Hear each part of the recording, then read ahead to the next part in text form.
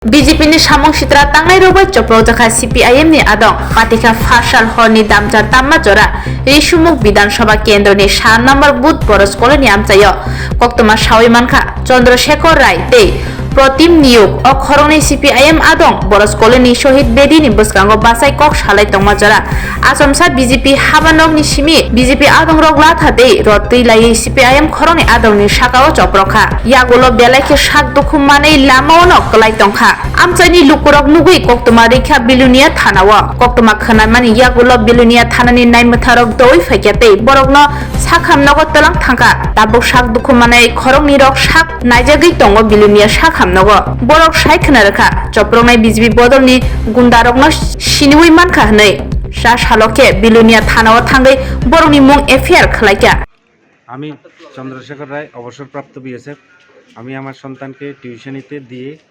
সবজির দোকানের সামনে সবজি কিনতে যাই ওখানে দাঁড়ানোর কিছু 1-2 মিনিটের মধ্যেই বিজেপির পার্টি অফিস থেকে 10-15 জন গুন্ডা বাহিনী এসে আমার উপর প্রাণঘাতী হামলা করে এবং আমার মোবাইল ভেঙে ফেলে আমাকে প্রচণ্ডভাবে মারধর করে এবং আমাকে মেরে ফেলার হুমকি দেয়।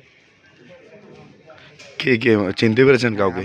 লোক সবগুলি বিজেপির কর্মী এবং সবাইকে আমি চিনি, সবাই বিজেপি পার্টি অফিস থেকে দাও লাঠি টাঠি নিয়ে আমাকে প্রাণঘাতী হামলা করে আমার উপর এবং আমি জানি এর মধ্যে একজন প্রান্তোষ দত্ত, একজন সাধন দাস, যুবরাজ বৈদ্য, অনেক ভক্ত আরও অনেকেই ছিল সঙ্গে ওদেরকে শেল্টার দিয়েছে এবং সবাই মিলে আমার উপর এবং আমাকে বাঁচাতে গিয়ে প্রীতম নিয়োগে যায় ওর উপরও প্রাণঘাতী হামলা করে।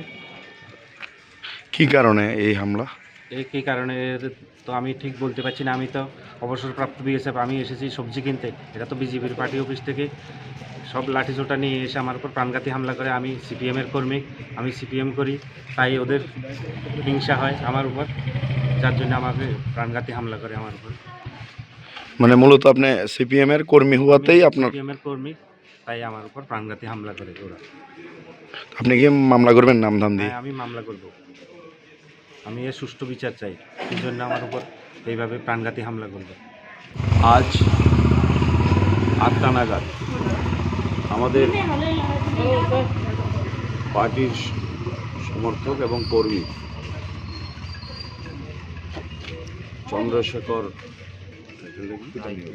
চন্দ্রশেখর রায় এবং প্রীতম নিয়োগী, এই দুইজন তারা যখন একটি সবজি দোকানের সামনে দাঁড়িয়েছিল তখন সেই সময় বরস কলোনি 37 বিশ্বমুখ বিধানসভা কেন্দ্রের 1 নং বুথ বিজেপির বুথ অফিস থেকে লাঠিসোঁটা নিয়ে তাদের উপর অতর্কিতে আক্রমণ করে তারা গুরুতরভাবে আহত হয়।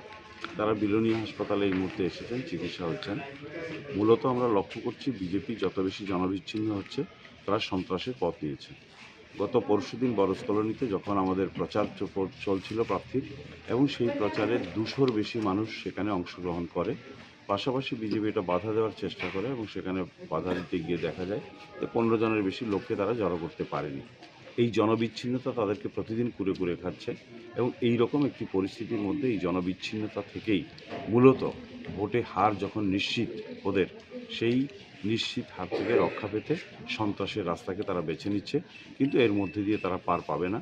আমাদের কমরেডরা যথেষ্ট সাহসী এবং তারা এই ঘটনার প্রতিবাদে তারা আগামী দিন প্রতিরোধে এগিয়ে আসবেন এবং তারা ভূমিকা নেবেন। ইতিমধ্যে চন্দ্রশেখর এখানে তার ট্রিটমেন্ট হয়েছে, সে আছে, আপনারা তার কাছে ওদেরকে কি চিনতে পেরেছে?